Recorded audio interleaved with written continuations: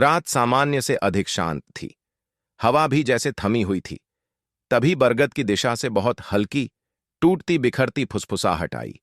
आवाज इतनी धीमी थी कि पहले लगा पत्ते आपस में रगड़ रहे हैं, पर फिर वही आवाज दोबारा आई, और इस बार जैसे कई आवाजें एक साथ हों। पिप्पा झील के किनारे से मुड़ी। उसके कान पूरे तन गए, नाक हवा में उठी। ये हवा नहीं है, ये कोई बुला रहा है। अचानक जमीन पर जड़ों की लंबी छाया खिसकी, पर चांद अपनी जगह पर स्थिर था। रेक्स धीरे धीरे बरगद की ओर बढ़ा। जड़ों का जाल जमीन को ढंके था। कुछ जड़ें इतनी मोटी थीं कि उनके पीछे कोई आसानी से छुप सकता था।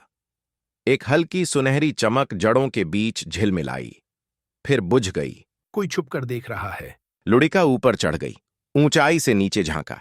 मैं रोशनी देख रही हूं, पर कोई शरीर नहीं। जैसे ही हवा चली, कई छोटी रोशनियां एक साथ हिलीं, फिर स्थिर। अचानक बरगद की एक मोटी जड़ जोर से हिली। सूखे पत्ते खड़खड़ाए। पिप्पा पीछे कूदी। ये हमें घेर रहा है। रेक्स ने चारों ओर देखा। मिट्टी पर कई छोटे छोटे पंजों के निशान थे, नए, ताजा। यहां कई आए हैं, पर भागे नहीं। फोर्टिस ने जड़ों के पीछे झांका। कुछ नहीं। फिर अचानक दूसरी तरफ से हल्की हंसी जैसी आवाज आई। प्रुडेंस धीरे धीरे जड़ों के बीच घुसा। अंदर हवा अलग थी। वहां मीठी गंध थी, पके फलों की, पर रोशनी स्थिर नहीं थी। वह झूल रही थी। ऊपर देखा तो जड़ों से जुगनुओं की कतारें लटकी थीं। वे स्थिर नहीं थे, हवा के साथ हिल रहे थे, जिससे नीचे छायाएं नाच रही थीं। अगर ये जाल है तो? अचानक जड़ों के बीच से किसी ने दौड़ लगाई।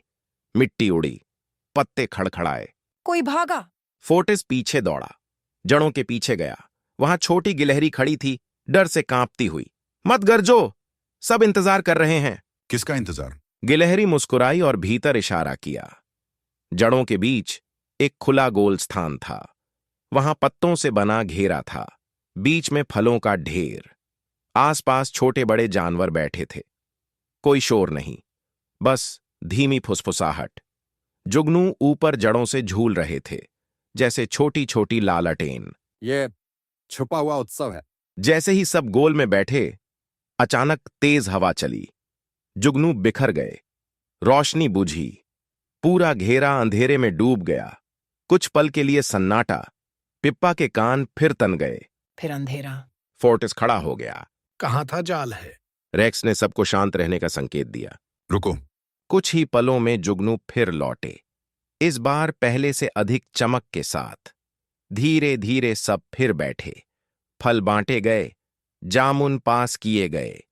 हंसी हल्की थी, पर सच्ची। पिप्पा ने पहली बार आराम से सांस ली। हम डर गए थे, जबकि सब साथ थे।